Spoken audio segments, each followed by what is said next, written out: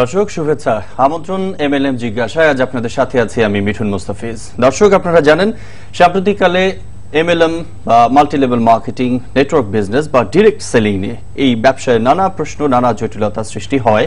আমরা সেই সকল বিষয়গুলো নিয়ে খোলামেলা আলোচনার জন্য, আপনাদের প্রশ্নের বিভিন্ন জবাব খুঁজে বের করার জন্য আমাদের নিয়মিত এই বিশেষ আয়োজন এমএলএম জিজ্ঞাসা। আপনারা নিয়মিতই দেখে আসছেন আমাদের এই আয়োজনে বিভিন্ন প্রশ্নের উত্তর দিয়ে আসছেন, খোলামেলা আলোচনা করে আসছেন। বাংলাদেশের সর্বপ্রথম multi level marketing, network business বা ডিরেক্ট সেলিং বিজনেসের অন্যতম পথিকৃৎ ডেস্টিনি গ্রুপের চেয়ারম্যান মোহাম্মদ রফিকুল আমিন। মিস্টার আমিন, অনুষ্ঠানে আপনাকে স্বাগত জানাই। ধন্যবাদ। মাল্টি লেভেল মার্কেটিং দিয়ে শুরু করলেন, হঠাৎ করে অনেক ধরনের বিজনেস ছড়িয়ে গেল আপনার। তো মাল্টি লেভেল থেকে শুরু করে মাল্টিপারপাস, টি প্লান্টেশন এবং অন্য মেইনস্ট্রিম বিজনেসে কেন হঠাৎ করে এই ট্রান্সফরমেশনটা, কি প্রয়োজন ছিল? এটাকে ধন্যবাদ। এটাকে মার্কেটিং এর ভাষায় বলা হয় ডাইভার্সিফিকেশন। পৃথিবীর কোনো বিজনেস প্রতিষ্ঠান যদি তাকে সে ডাইভার্সিফাই না করে, তখন বিভিন্ন সময় অর্থনৈতিক যে সংকট দেখা দেয় সেখানে সে টিকে থাকতে পারে না। অর্থাৎ খুব সংক্ষেপে বলতে গেলে ইংলিশে একটা আছে, প্রবাদ আছে, বলা হয় never put all of your eggs in one basket, because if you lose the basket you lose all the egg. এখানে এগ দিয়ে বোঝানো চাইছে টাইম এবং মানি। অর্থাৎ এটা বাংলা হচ্ছে এই যে কখনোই আপনার সকল ডিম এক ঝুড়িতে রাখবেন না, কারণ যদি এক ঝুড়িতে রাখেন, ঝুড়িটা পড়ে গেলে সব ডিম ভেঙে যেতে পারে। আমরা ওই থিওরি ফলো করতাম যে যদি আমরা শুরু করেছি, আমাদের অ্যাকচুয়ালি উদ্দেশ্য ছিল যে আমরা আস্তে আস্তে উৎপাদনে চলে যাব। চলেন উৎপাদনে যদি আমরা প্রথমে যেতাম তাহলে কি কি দরকার ছিল। যে কোনো একটা প্রতিষ্ঠান যদি প্রথমে উৎপাদনে যাওয়ার চেষ্টা করে, তার শত কোটি টাকা তার পুঁজির দরকার হয়। আমাদের দেশের প্র্যাকটিসটা কি? আমাদের দেশের প্র্যাকটিস হচ্ছে যে সামান্য 1/10 অব দি পুঁজি সে সাবমিশন করবে ব্যাংকের কাছে, 90% অন্যান্য জমি জমা দিয়ে লোন নেবে, নিয়ে একটা ব্যবসা শুরু করবে।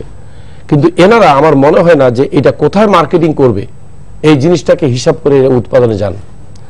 তাতে করে যে সমস্যাটা হয়, যদি এক্সপোর্টের উপরে নির্ভরশীল করে করা হয় অথবা লোকাল যেটাই যায় না কেন, উৎপাদন করার পরে মার্কেটিং করতে গিয়ে ওনারা খুব বিড়ম্বনার মধ্যে পড়েন। তখন ওনাদের চ্যালেঞ্জটা শুরু হয়। এবং এই কারণে দেখেন, বাংলাদেশে নয়, শুধু পৃথিবীর অনেক দেশেই শিল্প উৎপাদন কারখানাগুলো 8 থেকে 10 বছরে বন্ধ হয়ে যাওয়ার পেছনে একমাত্র কারণ ছিল তারা স্টার্ট করেছেন উৎপাদন, কিন্তু মার্কেটিং নিয়ে কোনো চিন্তা করেননি। একটা সময় ছিল আর্লি 60s, যারা উৎপাদনে যেত তাদেরকে বিগেস্ট বলা হতো, বিজনেসম্যান, মানে তারা বড় ব্যবসায়ী। এখন কিন্তু সেটা আর নাই। এখন উত্তর আমেরিকা, ইউরোপে বলা হয় যিনি সরবরাহকারী, যিনি ডিস্ট্রিবিউশন কোম্পানি। ওয়ার্ল্ডের এখন লার্জেস্ট ভেঞ্চার হচ্ছে ডিস্ট্রিবিউশন, নট দি প্রোডাকশন। কারণ প্রোডাকশনে অনেকে আছে, যারা প্রোডাকশন আছে তাদের এটা কে ডিস্ট্রিবিউশন করবে? আপনি যদি চায়না, আমেরিকা, বিভিন্ন দেশে দেখেন যেটাকে বলা হয় লজিস্টিক সার্ভিস, এটাই ডিস্ট্রিবিউশন। আমরা আমাদের, যদি আপনি বলতেছেন এটাকে এমএলএম বা ডাইরেক্ট মার্কেটিং যাই বলেন, it is one kind of distribution chain. It is nothing but a distribution of product and service to the end user. That's called direct selling. তখন আমরা চিন্তা করলাম যে আমরা যদি আগে উৎপাদনে যেতে যাই, শত কোটি টাকার আমাদের ব্যবস্থা নেই। সত্য কথা বলতে গেলে কি, আমাদের এই প্রতিষ্ঠানটি 2000 সালের 14 ডিসেম্বর কেবলমাত্র বাংলাদেশি টাকায় 12 লক্ষ টাকা পুঁজি দিয়ে শুরু হয়েছিল। পরবর্তীকালে আমরা অবশ্যই আরো 68 লক্ষ টাকা, তাও কিন্তু 4 বছর 3 বছর পরে বিনিয়োগ করেছিলাম। আমাদের তখন সর্বোচ্চ বিনিয়োগ ছিল 80 লক্ষ টাকা। 80 লক্ষ টাকা দিয়ে কোনো কারখানা উৎপাদন ইন্ডাস্ট্রি করা যায় না। One of the biggest surprise ছিল আমাদের যে পৃথিবীর কোনো উৎপাদনমুখী শিল্প প্রতিষ্ঠান লোন ছাড়া স্টার্ট করতে পারে না। আমরা শুরু করেছি জিরো লোনে। আমাদের কতগুলো ফিলোসফি ছিল যে আমরা কখনো দেনা অবস্থায় বাড়বো না, সবসময় থাকতে হবে ডেট ফ্রি। ওকে।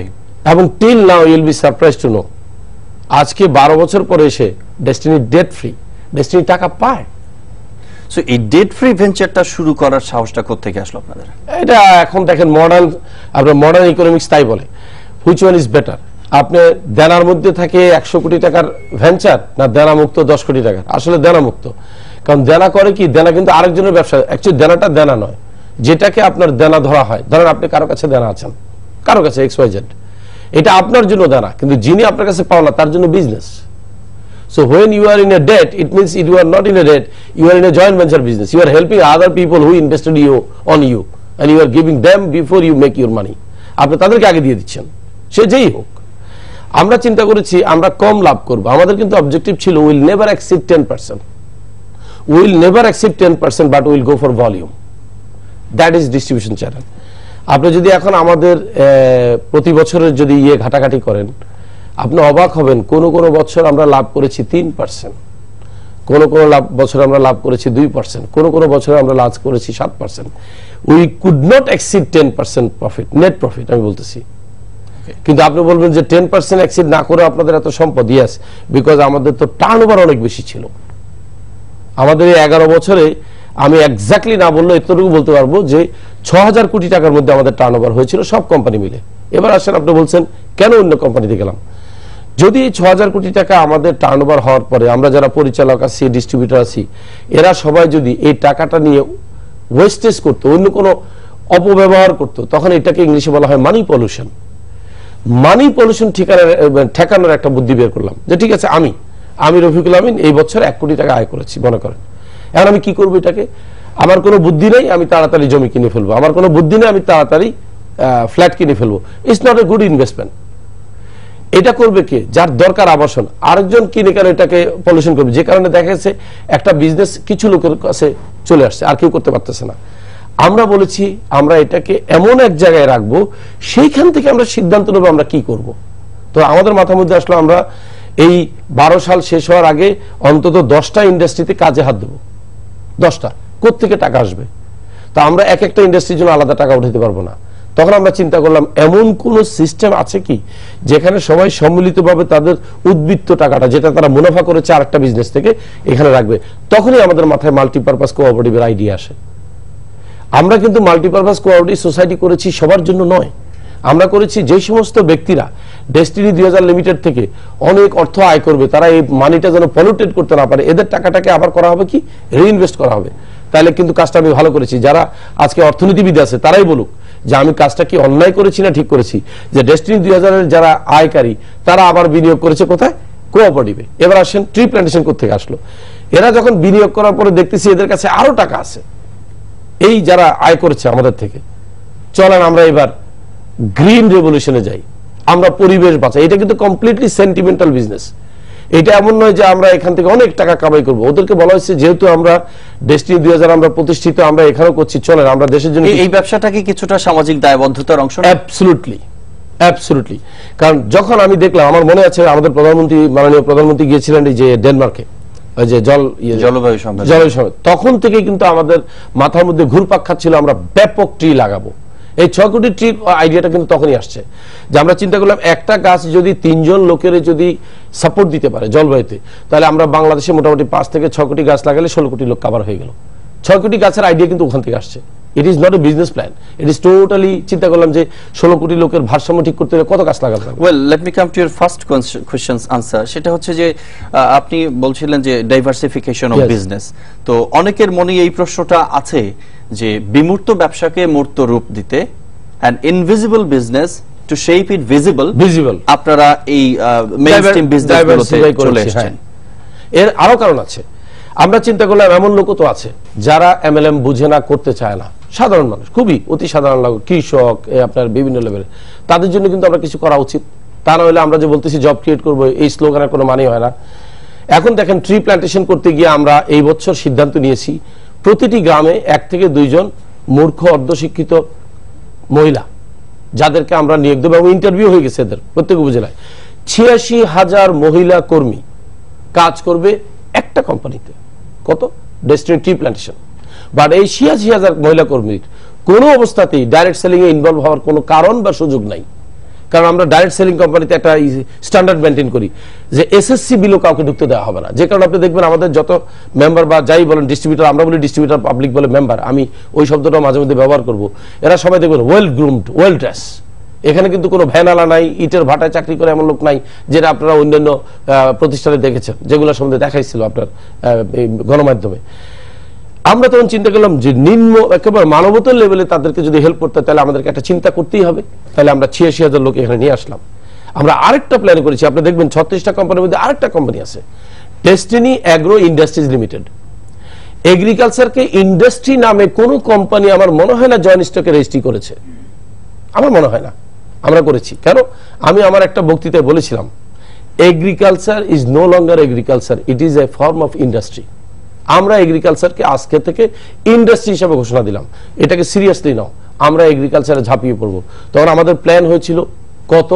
আমরা বলেছি যে 500 উপজেলা থেকে আমরা 20 লক্ষ কৃষকের সাথে বর্গা সিস্টেমে কাজ করব, অর্থাৎ তার জমি আমাদের বিনিয়োগ, ধান হবে ভাগাভাগি, একটা পার্টশিপ হবে, একটা পার্টশিপ হবে, তার কিন্তু জিরো বিনিয়োগ।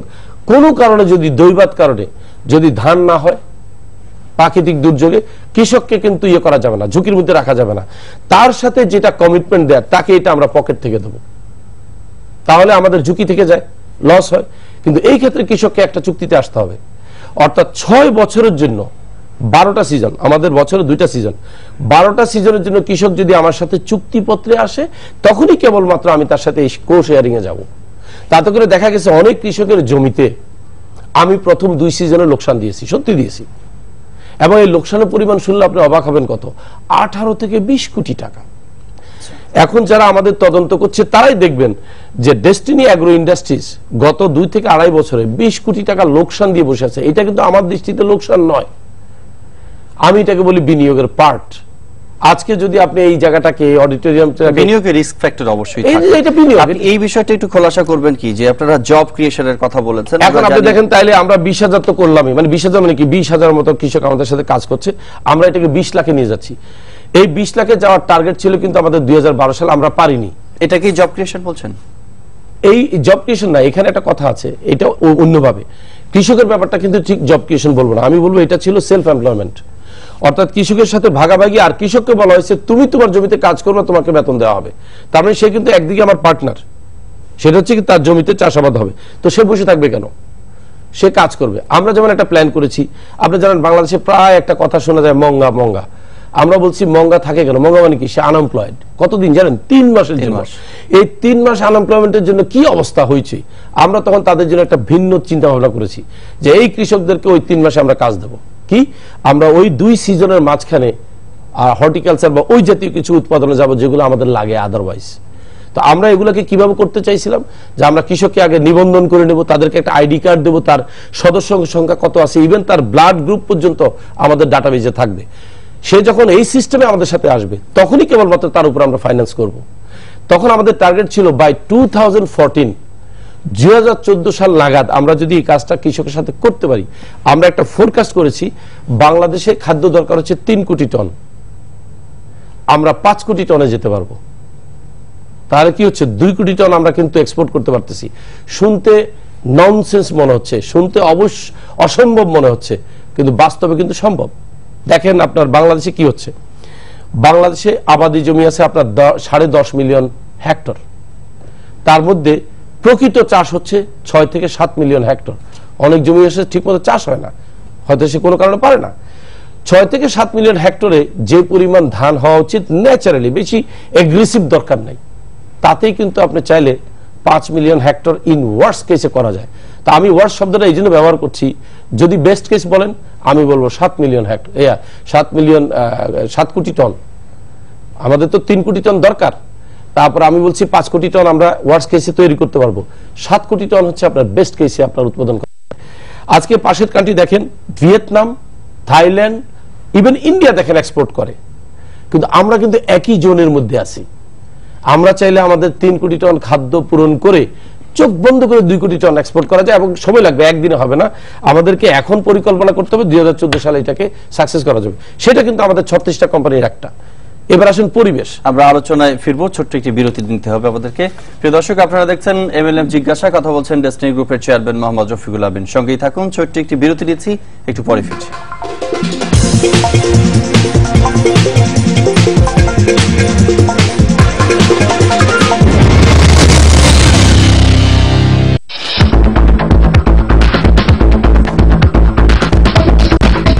5 4 3 2 1 0 অ্যাকশন।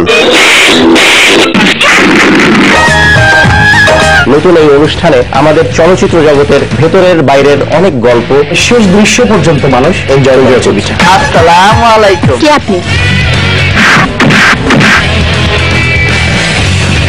অন্য 10টা ছবির থেকে নামটা অ্যাটলিস্ট এই ছবির আলাদা। চলচ্চিত্র বিষয়ক অনুষ্ঠান ঢালিউড চর্চা শিগগিরই দেখবেন বৈশাখী টেলিভিশনে।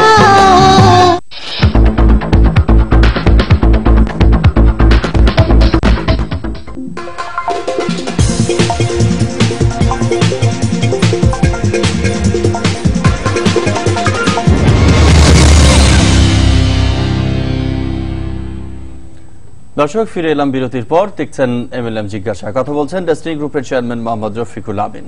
আলোচনায় যেটি বলছিলাম যে আপনি অ্যাগ্রো ইন্ডাস্ট্রিজ কথা বলছেন, যে এই অ্যাগ্রোকে অর্থাৎ কৃষিকে কখনো কেউ শিল্প হিসেবে কোম্পানি করেনি, ডেস্টিনি যেটি করার উদ্যোগ নিয়েছে। তো আপনি রাইস এক্সপোর্টের কথা বলছেন, কত সালের মধ্যে আপনারা চাল রপ্তানি করতে পারবেন বা করতে চান? যদি সব ঠিকঠাক মতো এগিয়ে যায়, যেমন আমার সব ঠিকঠাক বলতে এটা বোঝাচ্ছি আমরা অলরেডি কিন্তু কিছু ইকুইপমেন্ট নিয়ে আসা হয়েছে বাইরে থেকে। আমরা ইতিমধ্যে রাইস প্লান্টার ইম্পোর্ট করেছি, আর রাইস হারভেস্টার মেশিন বোধহয় আর 7 দিনের মধ্যে, কারণ চট্টগ্রাম এসে গেছে, এটা 7 দিনের মধ্যে ঢাকা চলে আসবে। আমরা প্রথম ইকুইপমেন্টের দিকে নজর দিলাম, কারণ আপনি জানেন যে টেকনোলজির কাছে কোনো কিছুর কোনো, আজকে যে আমরা যে এইখানে বসে স্টুডিওতে যে আমরা যে আজকে যে কথা বলছি, এটা কিন্তু টেকনোলজির অবদান অবশ্যই। তাহলে আমরা মানতে হবে টেকনোলজিকে বাইপাস করা যাবে না। আমরা প্রথম নজর দিলাম যে কৃষক কেন ব্যর্থ হচ্ছে। 5টা কারণ। একটা হচ্ছে ভালো সঠিক বীজ সময় মতো না পাওয়া, এটা একটা বড় সমস্যা। বাংলাদেশে প্রতি বছর দরকার হচ্ছে 2 লক্ষ টন বীজ, সরবরাহ আছে 50,000 টন বীজ। তাহলে কত বাকি আছে?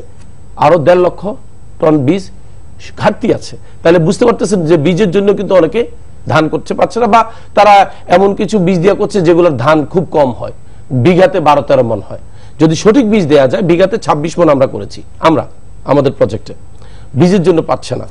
সেকেন্ড হচ্ছে সঠিক সময় সেচ, বড় সমস্যা। কিন্তু আপনি জানেন বাংলাদেশে এখন একটা কালচার শুরু হয়েছে, কৃষকের জমিতে আপনি কেবলমাত্র যদি সেচ দিতে পারেন, কৃষক আপনাকে অর্ধেক ধান দিয়ে দেয়।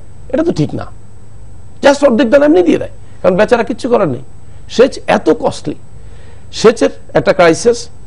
তারপর আছে হচ্ছে লোকবল, সময় মতো ধানটা কাটতে পারে। এখন যেটি হচ্ছে আমরা দেখেছি আমাদের বাপদাদাদের গ্রামের যে 3 ভাগের 1 ভাগ ধান দিতে হতো সেচের জন্য, এখনো যেটি হয় সেচের দাম বেড়ে গেছে। 25 টাকা লিটারের তেল এখন 60 টাকা 70 টাকা চলে গেছে। এখন দেখছে সেচ দিতে গিয়ে ক্ষতি হচ্ছে, জমি লিজ দিয়ে দেওয়া হচ্ছে। এটা গ্রামের ট্রেন্ডস, এখন ট্রেন্ড হয়েছে। তো সেটা বললাম। তারপরে লোকবল পাওয়া যায় না, ধান কাটতে গেলে হয়ে যায়। অ্যাকচুয়ালি কৃষক যেটা খরচ করে, আমরা ডাটা নিয়েছি ফিল্ড থেকে, বিঘা প্রতি 3 থেকে 4,000 টাকা। আর যখন সে ধানটা কেটে উঠায়, তখন তার কাছে থাকে 500 টাকা, কারণ আর কিছু নাই, সে সব দিয়ে শেষ। আর আমরা যে টেকনোলজি করলাম, সেখানে কৃষকের হাতে থাকবে বিঘা প্রতি 4,000 টাকা। কারণ কি? সে কিছুই করবে না, আমরা বিনিয়োগ করবো। আমরা তাকে 1/3 ধানও যদি দেই, 3 আড়া 24-26 মণ তো হয়, 8 মণ ধানের দাম যদি 400 টাকা করে ধরেন, 4,000 টাকা, 500 টাকা করে ধরলে 4,000 টাকা। এখন কি দাঁড়াচ্ছে, আমরা কিন্তু এইভাবে কৃষককে কিন্তু সাপোর্ট দিচ্ছি, এবং তাদের জন্য আমরা একটা ইয়েরও ব্যবস্থা করেছি, যে তাদের মেডিকেল হেলথ, মানে তারা যেন তাদের ওইটাও যেন খেয়াল রাখতে পারে। কারণ কৃষক যদি সুস্থ না থাকে, আমার তো উৎপাদন হবে না। সে তো বস, সে কিন্তু তার 1 বিঘা জমির সিইও কিন্তু সে, আমি কিন্তু তার সাথে ওয়ার্কিং পার্টনার, তাই না? আমরা এইভাবে প্ল্যান করেছি, এবং আমাদের ডাটাবেজে সব আছে, কিন্তু এটা একসময় দেখাবো। আমরা ইতিমধ্যে অলরেডি আমাদের গোডাউনে চলে আসছে রাইস প্লান্টার, যেটা আপনার প্লান্ট করে, রাইস কাটারও চলে আসতেছে। আমরা যেটা বলছি, আমাদের সরকারি সহযোগিতা ব্যাপকভাবে দরকার। এগ্রিকালচার মিনিস্ট্রি, এনভায়রনমেন্ট মিনিস্ট্রি, আর হচ্ছে আপনার যারা ইম্পোর্টের সাথে আছে, এরা এই কয়েকটা মিনিস্ট্রি আমাদেরকে হেল্প করতে হবে। করার পরে আমরা যেটা করতে পারবো, আমরা এখনই কাজ শুরু, এখন কিন্তু আমাদের সময় ক্ষেপণ হচ্ছে অনেক। আমরা এখন শুরু করব 2014 সালের মধ্যে। আমরা সাকসেসফুলি আমরা যেটা করতে পারবো, সেটা হচ্ছে জাতীয় যে আমাদের প্রয়োজন, আমাদের যে 3 কোটি টন প্রয়োজন, এর বাইরে আরো 2 কোটি টন খাদ্য উৎপাদন করা সম্ভব। এটা অলরেডি এক্সপেরিমেন্ট হয়েছে। কেন হয়েছে আমি বলি, আগে বিঘা প্রতি ধান হতো 14 থেকে 15 মণ। এখন আমরা এই অবস্থায় বিঘা প্রতি ধান করছি 26 থেকে 27 মণ, এবং আমাদের এক্সপার্টরা বলছে 30 মণে যাওয়া যাবে।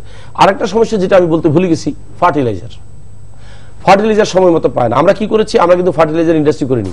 আমরা আগে খুঁজে বের করেছি কয়টা ফার্টিলাইজার ইন্ডাস্ট্রি আছে অর্গানিক, যারা সিক, এরকম 7টাকে খুঁজে বের করা হয়েছে, 6টাকে বের করে তাদেরকে বলা হয়েছে আমরা আপনাদেরকে ফাইন্যান্স করতেছি, আপনারা ফার্টিলাইজার উৎপাদন করেন। পরে কোশ্চেন আসছে আমরা এটা কোথায় বিক্রি করব, আমরাই নেব। তার মানে ফাইন্যান্স আমরা, মার্কেটিংও আমরা করে। আমরা গত বছর আমরা করেছি 20,000 টন, সেটা সব কৃষকদেরকে দেওয়া হয়েছে। কৃষক কিন্তু 1 টাকাও দেয়নি, কৃষক 1 টাকাও দেয়নি এই ফার্টিলাইজারের জন্য। তার মানে কি, আমরা এবার বলি কত টাকা খরচ করেছি বিঘা প্রতি, 8,000 টাকা, যে কারণে এত ভালো ধান হচ্ছে। কৃষক খরচ করতো 4,000, আমরা করছি 8,000।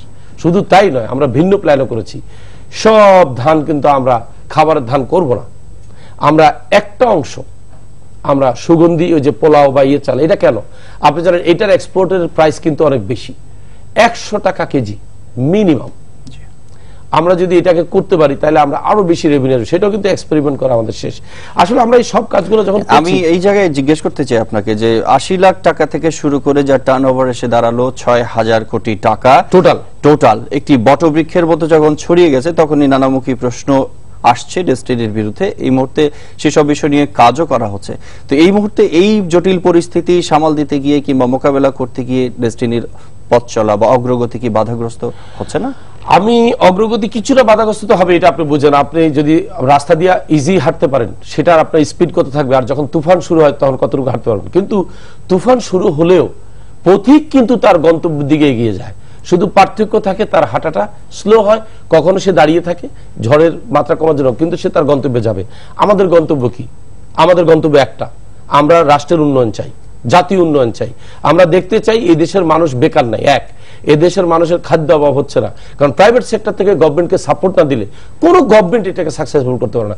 গভর্নমেন্ট দেবে আমাদেরকে সাপোর্ট, দেবে এজেন্ডা, দেবে পলিসি, দেবে সাপোর্ট, এটাই তো হচ্ছে গভর্নমেন্টের কাজ। আর আমরা যারা আছি এন্টারপ্রেনার, তাদের কাজ হচ্ছে ওনার ওই কমিটমেন্টটাকে বাস্তবায়ন করা। আমি যখন মাননীয় প্রধানমন্ত্রী ইয়ে শুনতেছিলাম, এটা ছিল ডিসেম্বর 2008 সাল, আমি ছিলাম, আই ওয়াজ ইনভাইটেড। আমি তখন বলেছি যে প্রধানমন্ত্রী ওনার মুখ দিয়ে যতগুলো কথা বলেছে সব করা সম্ভব, সবগুলোই সম্ভব, কিন্তু এগুলোকে বাস্তবায়ন করার জন্য ওনার টিমকে কাজ করতে হবে আমাদের সাথে। এখন প্রশ্ন উঠেছে যে জাতির ভাগ্য পরিবর্তনের দায়িত্ব কি ডেস্টিনি? না, এটা ভুল কথা বলেন। তাহলে এবার আসেন, একজন মানুষের ভাগ্য পরিবর্তন কে করে? আল্লাহ করে। নো, আমি আসি, আল্লাহ করে, কিন্তু আল্লাহ ডিক্লেয়ার দিয়েছে। আমি সেই জাতি বা ব্যক্তির ভাগ্যের পরিবর্তন করি না যতক্ষণ না সে উদ্যোগ নেয়। ভাগ্যের পরিবর্তন সরকারই করবেন, উদ্যোগ নিয়েছে ডেস্টিনি। এখন আমরা বলার সময় বলছি যে হ্যাঁ, আমরা সরকারের সাথে একাত্ম ঘোষণা করছি, সরকার শুধু আমাদেরকে ব্লেসিং করুক, আমরা ওনাদের এজেন্ডাগুলোকে বাস্তবায়ন করে দেবো। আপনাকে একটা জিনিস মনে রাখতে হবে, ডেস্টিনি কোনোদিন ভাগ্যের পরিবর্তন করতে পারবে না। কেন? কারণ পলিসি কার হাতে, প্রিভিলেজ কার হাতে? সরকারের হাতে, সব সরকারের হাতে।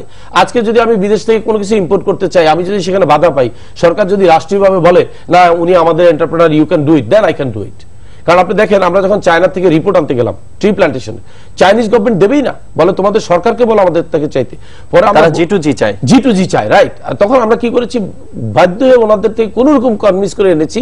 তখন আমরা দেখলাম যে পালোনিয়া ট্রি শুধু ভালো নয়, ঢাকা ইউনিভার্সিটি থেকে কিন্তু আমরা একটা রিপোর্ট এনেছি। অনেকে জানে পালোনিয়া ট্রি কিন্তু একেবারে পরিবেশ ধ্বংস করে, নাকি মানুষজন মেরে ফেলবে। এবার শুনেন ঢাকা ইউনিভার্সিটিতে কি পেয়েছি বোটানি ডিপার্টমেন্ট থেকে।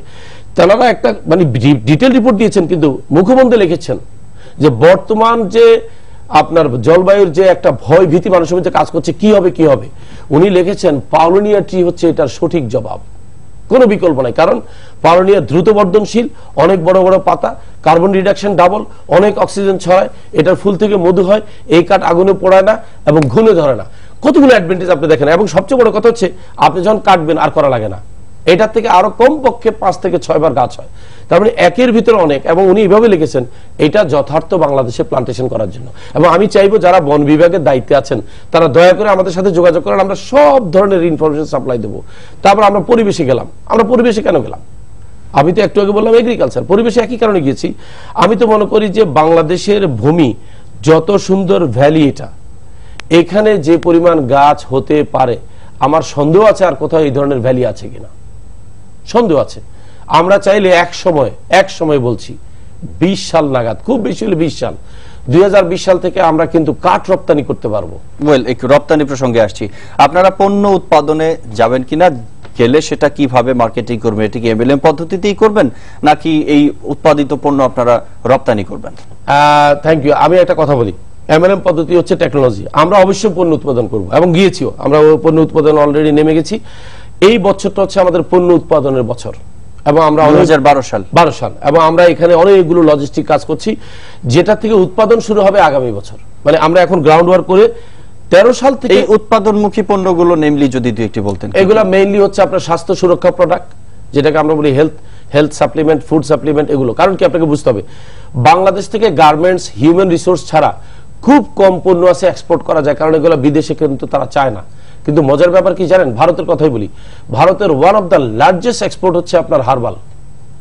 কারণ ভারত লার্জেস্ট, কিন্তু কারণ তারা এত বেশি হার্বাল। কোথায়? America, Europe. আপনি জানেন আমেরিকা, ইউরোপে আপনি যদি বলেন যে made in Bangladesh shirt, made in India shirt, তারা খুব এক্সাইটেড হয় না। যদি বলেন ইন্ডিয়া থেকে আসছে একটা হার্বাল, তারা এক্সাইটেড হয়ে যায়। কারণ ইন্ডিয়া এবং চায়নার হার্বাল মানে হচ্ছে ওয়ার্ল্ড শ্রেষ্ঠ। কিন্তু আপনি যদি বলেন সুইজারল্যান্ড থেকে হার্বাল আসছে, ওরা হাসবে আমেরিকানরা। সুইজারল্যান্ড আবার হার্বাল পালি কই? এক একটা দেশে যেমন একটা নিয়ম আছে, আপনি আসামের পাথর বলবেন, আর যদি বলেন বাংলাদেশের পাথর, মানবে না, কারণ আসামের পাথরের দাম বেশি, কারণ সেটা পাথর হয়। তেমনি আপনার হার্বাল হচ্ছে কিন্তু এই সাবকন্টিনেন্টে আমরা যে পণ্যগুলো এক্সপোর্ট করতে যাচ্ছি, এগুলো হচ্ছে, এগুলো বাংলাতে বলা হয় ভেষজ অথবা খাদ্যের পরিপূরক, ভেষজ। এগুলোকে আমরা প্যাকেজিং করে আইএসও স্ট্যান্ডার্ড, কিন্তু আইএসও স্ট্যান্ডার্ড না হলে এক্সপোর্ট করা যাবে না।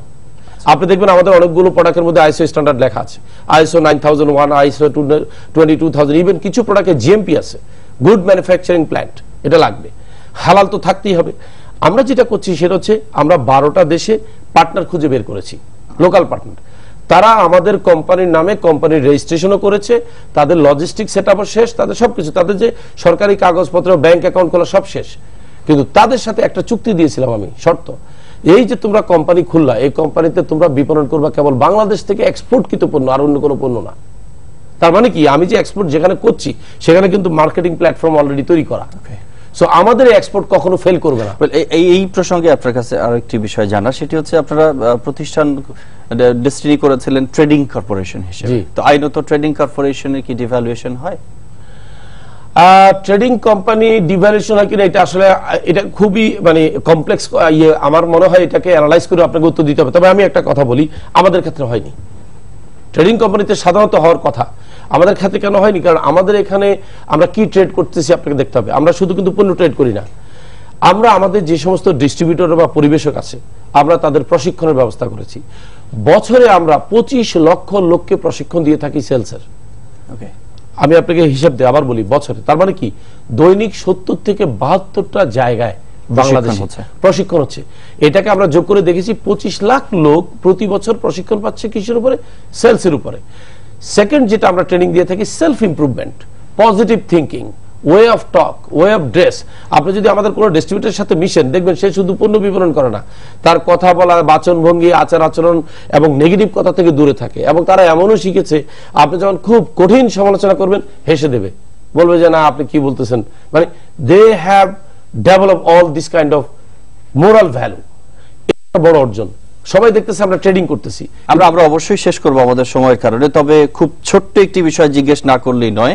ডেস্টিনির অর্থ সম্পদ সরকারের কবজায় নেয়ার পরামর্শ দিচ্ছেন কেউ কেউ, তারা কেন এমন ভাবছেন ডেস্টিনিকে ঘিরে, আর এই অতি উৎসাহী চিন্তার পেছনে তাদের যৌক্তিকতা কি? আপনি ডেস্টিনি গ্রুপের চেয়ারম্যান, আপনার এই প্রসঙ্গে কি উত্তর আছে? খুব সংক্ষেপে। আমি খুব সংক্ষেপে বলবো, যারা এই কথাটা বলেছেন একটা ভীতি থেকে বলেছেন, তারা যদি আমাদের সম্বন্ধে জানতেন, তারাই কিন্তু এই কথাটাকে উইথড্র করবেন, বলবেন না আমাদেরকে যেভাবে ব্রিফ করা হয়েছে সেইভাবে আমরা উত্তর দিয়েছি। আমাদেরকে যদি রফিকুল আমিন যেভাবে ব্রিফ দিচ্ছে এভাবে ব্রিফ দেওয়া হয়তো, বরং আমরা বলতাম সরকার তাদেরকে সহযোগিতা করুক। ওনারা কিন্তু একটা আতঙ্কের মধ্যে গিয়ে মন্তব্যটা করেছেন। আমি ওনাদেরকে কোনো দোষ দিতে চাই না, কিন্তু দেখতে হবে ওনাদেরকে আতঙ্কিত করে উপস্থাপনা করেছেন কে পর্দার আড়ালে, তাকে দেখার বিষয়। আমি তার উদ্দেশ্যে বলি, এই যে আপনি ওনাদেরকে আতঙ্কিত করে একটা কথা বের করে নিয়ে আসতেছেন, সামগ্রিকভাবে কিন্তু আপনিও ক্ষতিগ্রস্ত হবেন। কারণ কোনো জাতীয় উন্নয়নে বাধা সৃষ্টিকারী সে নিজেও কিন্তু ক্ষতিগ্রস্ত হয়, কারণ সেও কিন্তু পার্ট অফ দি এই সোসাইটি। সুতরাং আপনারা যখন আগামীতে কাউকে এইভাবে প্রভোক করবেন যে আপনি স্যার এটা বলেন, একটু চিন্তা করবেন যে I am the part of this failure. আমি কিন্তু ফেল করলে আমি এটার মধ্যে ধরা। কারণ আপনি একটু আগে বলেছেন যে আপনাদের অনেক পরিচিত লোকজন এটার মধ্যে জড়িত আছে। আপনি দেখবেন যিনি উস্কানি দিচ্ছে তারও কোনো আত্মীয় স্বজন আমাদের সাথে আছে। আবার যিনি এই কথা বলছেন তাদের সম্পদ নেওয়া উচিত, তিনিও খোঁজ নিয়ে দেখেন কেউ না কেউ ওনার আত্মীয় স্বজন আমাদের সাথে আছেন, তারাই ওনার কাছে যা বলবে যে আপনি এটা কি বলছেন, তখন উনি বলবেন যে আমি এই কথাটা নিজের থেকে বলিনি, আমাকে বলা হয়েছে এটা, আমি উত্তর দিয়েছি এটা। আসল কথা হচ্ছে আমাদের সম্পদ দখল করার মতো কোনো ব্যবসা আমরা করি না, আমরা বরং সম্পদ সৃষ্টি করার জন্য এই ব্যবসা করছি, আমরা কারো প্রতিদ্বন্দ্বী নেই। আরেকদিনও আমি বলেছি আমরা কারো প্রতিদ্বন্দ্বী নেই, বরং আমরা যেটা করেছি এমন একটা অবহেলিত সেক্টর। আমাদের আমাদের আমাদের শেষ করতে হবে এখানেই। মোহাম্মদ রফিকুল আমিন, আলোচনায় যোগ দেওয়ার জন্য আপনাকে অনেক ধন্যবাদ। প্রিয় দর্শক, আপনারা দেখছিলেন এমএলএম জিজ্ঞাসা। আমাদের প্রতিদিনের এই বিশেষ আয়োজন আপনারা দেখতে পাবেন। আপনাদের মধ্যে সৃষ্ট যে কোনো প্রশ্নের উত্তরই এখানে আলোচনা করার প্রয়াস থাকে। আগামী দিনগুলোতে আবারও দেখা হবে। সবাই ভালো থাকবেন। শেষ করছি এমএলএম জিজ্ঞাসা।